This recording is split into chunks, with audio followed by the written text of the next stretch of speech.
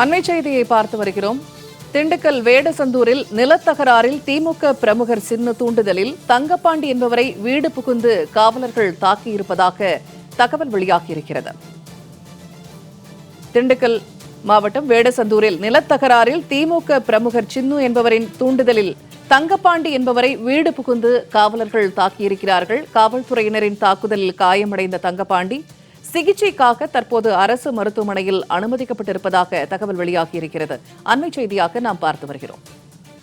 திமுக பிரமுகரின் தூண்டுதல் காரணமாக வீடு புகுந்து காவல்துறையினர் ஒருவரை தாக்கியிருக்கிறார்கள். ஒருதலை பட்சமாக செயல்பட்ட காவலர்கள் மீது நடவடிக்கை எடுக்க கோரி பாதிக்கப்பட்டவர்கள் கோரிக்கை வைத்திருக்கிறார்கள். அண்மை செய்தியாக தற்போது நாம் பார்த்து வருகிறோம்.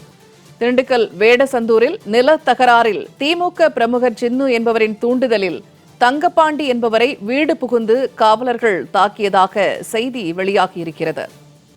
காவல்துறையினரின் தாக்குதலில் காயமடைந்த தங்கப்பாண்டி என்பவர் சிகிச்சைக்காக அரசு மருத்துவமனையில் அனுமதிக்கப்பட்டிருக்கிறார். அண்மை செய்தியாக அது குறித்து நாம் பார்த்து வருகிறோம். இது தொடர்பான கூடுதல் தகவல்களை தருகிறார் செய்தியாளர் அப்துல் சலாம். அப்துல் சலாம், இப்ப திமுக பிரமுகருடைய தூண்டுதல் காரணமாக வீடு புகுந்து காவலர் ஒருவரை தாக்கியிருக்கிறார். அவர் தற்போது மருத்துவமனையில் அனுமதிக்கப்பட்டிருக்கிறார். அவரின் நிலை என்னவாக இருக்கிறது? காவல்துறையினர் ஒருதலை பட்சமாக செயல்பட்டதாகவும் சொல்லப்படுகிறது. என்ன நடந்தது, விரிவா சொல்லுங்க. வணக்கம் பூர்ணிமா. திண்டுக்கல் மாவட்டம் வேடசந்தூர் தாலுகா சுள்ளெரும்பு பழையக்கோட்டை கிராமத்தில் அறநிலைத்துறைக்கு சொந்தமான முத்தாலம்மன் கோயில் இடம் உள்ளது.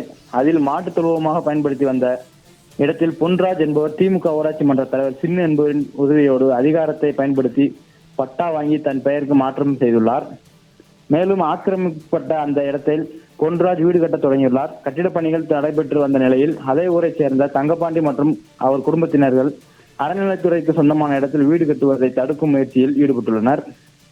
இதையடுத்து பொன்ராஜ் தனது வீடு கட்டும் பணியை தங்கப்பாண்டி மற்றும் அவரது குடும்பத்தினர் தடுப்பதாக கூறி அவர் மீது நடவடிக்கை எடுக்குமாறு காவல் நிலையத்தில் புகார் அளித்துள்ளார்.